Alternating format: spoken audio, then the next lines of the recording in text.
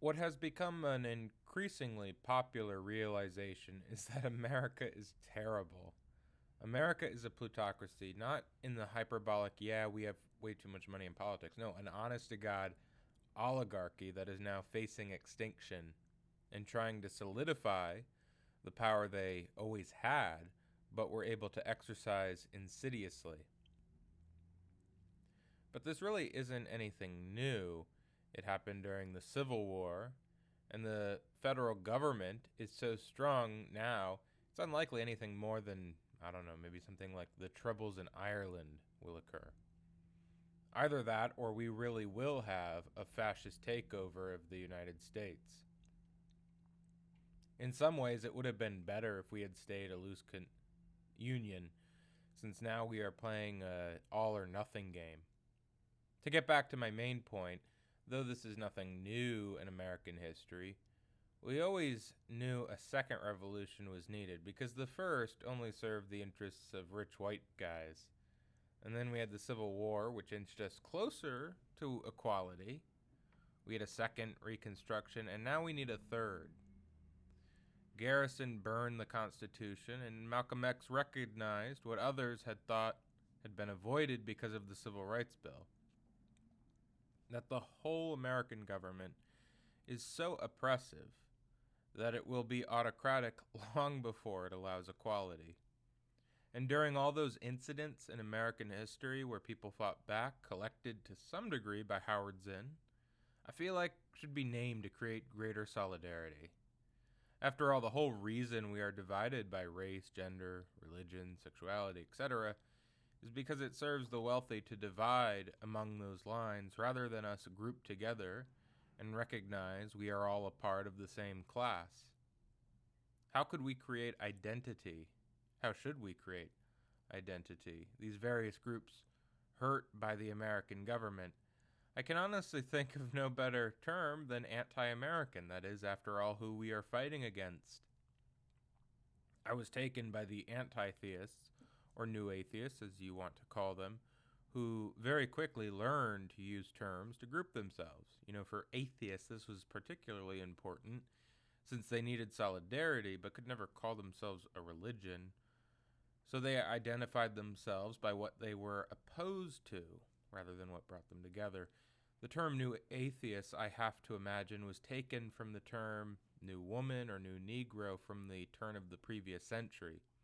It represented a new audacity for these groups. Now that we are coming on the centennial of those groups' newfound identity, I might wonder if maybe it would be appropriate to come up with a term that would encompass all groups, stretching across all marginalized in this country, since also there is intersectionality and there are individuals that fall between those groups and must deal with all sorts of oppression. I propose New Americans or anti-Americans, an antonym, it seems, I know, but of course, calling us New Americans, we'd be rejecting the old America, and therefore in that way we'd be anti-American. We are anti-greed and anti-ignorance. Those aspects of the old America that are coming to destroy us. The poor, the gay, the black, the woman. If we all band together, like the fingers on a hand, we become something to reckon with. You might wonder if a new American is simply a progressive. The difference is that a progressive looks at the foundation and thinks it needs a makeover. A new American is somebody who recognizes the country was founded by rich racists, and it's greed and racism this country was built. Greed, racism, sexism, and homophobia that we have to overcome by demolishing the foundation and creating something new. This need not be bloody. When the statues of the Confederates were taken down, nobody had to be killed. One protester did, but as I say, protesting is dangerous and you shouldn't do it unless you're absolutely sure it's safe. That didn't need to have occurred.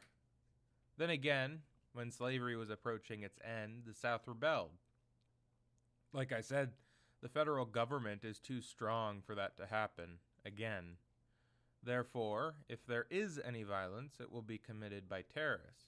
But these will be extremely well-funded terrorists, since they'll be fighting on behalf of the super wealthy in this country. Let's not shrug our shoulders at the possibility simply because there won't be an industrialized civil war. Many people will die, even if we avert a fascist takeover. To get back to what I was saying, however, Confederate statues being taken down inspired the slippery slope argument. What's next? The Founding Fathers? Now, the Founding Fathers, it could be argued, were men of their time who thought slavery was on its way out and didn't try to defend the institution through war. I don't know if that's entirely true. It could be argued that anti-slavery had already formed in Britain, and Americans could see the writing on the wall, so they rebelled to preserve their own institution a little bit longer. Either way, what exactly are we celebrating here? I believe if a country is to have heroes, they should reflect the values, our understanding of empathy, and how much those heroes advanced it. As a lover of history, I recognize, if we have seen farther, it's because we stood on the shoulders of giants, and it's important to remember and celebrate those giants to inspire others to follow in their footsteps. But what exactly did the Founding Fathers do? They were rich men who rebelled because their taxes were too high. If I wanted to see that, I'd turn on C-SPAN. The countries they rebelled from were democracies. And if you're going to fight a war that costs thousands of lives, well, it damn well better be worth it. And that war was fought so some rich slave owners didn't have to part with any more pennies. Hardly a momentous event. Rather, the new American recognizes that our country was built upon a flimsy foundation and we need to start over. We are revolutionaries. We want a new American revolution. And it's because we want a new American revolution, we call ourselves New Americans.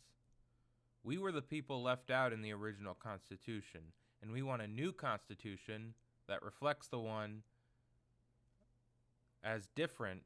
We want one that's as different from the original as the original was from the Magna Carta. Just as the Magna Carta only benefited the nobility of England, and so the Glorious Revolution was needed. So a glorious revolution is needed in our country for a truly equitable society to emerge.